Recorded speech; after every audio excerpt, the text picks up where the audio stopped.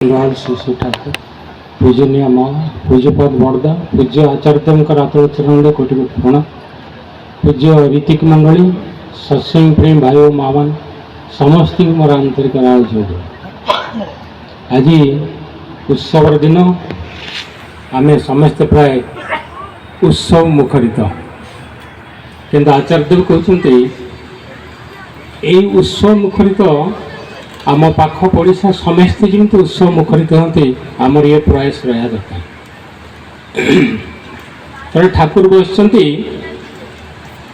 विभिन्न माँ गुरु भाई मैंने ठाकुर को प्रणाम कर हठात जने धन्याढ़ व्यक्ति सी सहधर्मिणी की जाते ठाकुर को दर्शन करने। ये दर्शन करने भितर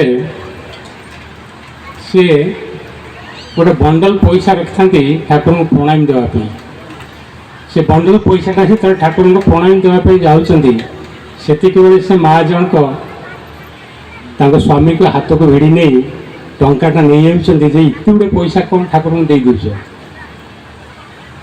स्वामी हाथ से पैसाटा को छड़े ने ठाकुर देखुं भक्त मान भी सब देखुं कहार किसी रिएक्शन नहीं किंतु सुशील मन को टे प्रश्न आसला। सी कहते जे ठाकुर आपन कहते रत्न गर्भा ये माँ माने यही माँ कौन रत्न गर्भा जे ठाकुर को प्रणाम देला बेले स्वामी हाथ पैसा छड़े नौ। ठाकुर किसी कही नथिले चुपचाप रही। तापर दिन ठाकुर सुशीला को डाक कही सुशीला आपन टिके कालकाटा जातु गोटे माँ सहित विशेष आलोचना कर सी माँ होती सुभाष बोसंकर माँ प्रभावती देवी। ठाकुर का आदेश मानिक से कालकाटा चली जाते। कालकाटा जो जाकि प्रभावती देवी घर ठक ठक कर प्रभावती देवी बाहर तृतीय महल गेस्ट हाउस सी सत्संग मैंने डाक नहीं तृतीय महल को। तृतीय महल बसिकी अनेक कथा आलोचना होची समस्ते ठाकुर कथार मजी जाती। हठात प्राय घंटा देढ़ घंटा बीती या भर प्रभावती देवी कहते आपन टिके बसतु सी आसिले मुझे देखीदे आसी। तीन महला पर बस स्वामी आसछन्ति ऑफिस रु से पड़े तलू स्वामी की जहाँ सिस्टम स्वामी आसिले से टे ठंडा पानी दियंती लुगापटा खोली दियंती टे बिछना कर दियंती से आश्वस्ति हेले से पुणी काम लगती। यही सब करिया भितर गोटे घंटा बीती घंटे पर जो मन पड़ी ऊपर गेस्ट बस से पुणी ऊपर को जाकि पचार दादा आप एत समय एकुटिया बसले किसी असुविधा ही नहीं आपंकर किंतु सुशील दा मन हेतु अलग कथार बाती थाए जे आम तो तीन महला पर सी कहते माँ को मोर किसी असुविधा है किंतु गोटे कथा मुझे पाखु जानवा चाहूँगी मत आगे से प्रश्न उत्तर दिंतु।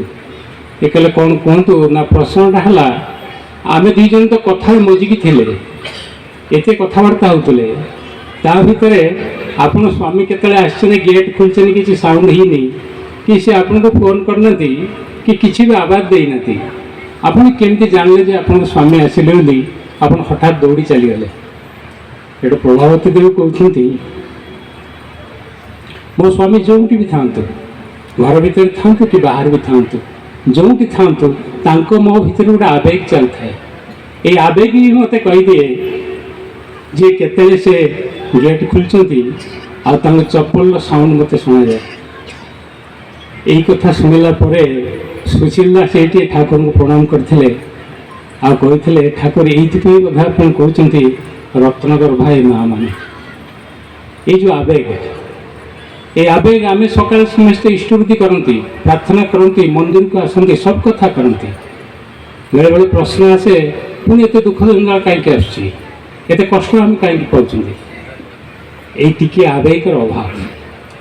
थे ठाकुर बुली जावाई बाहर सांगरे जो मैंने जी स्पेसीफाई केशदा भी सांगरे जावाई स्पेसीफाई समस्ते आसिक ठिया गाड़ी पाखे ठाकुर भी आसिक ठिया 10 ମିନିଟ୍ ବିତିଗଲାଣି କେଷ୍ଟଦା ଆସୁନାହାନ୍ତି।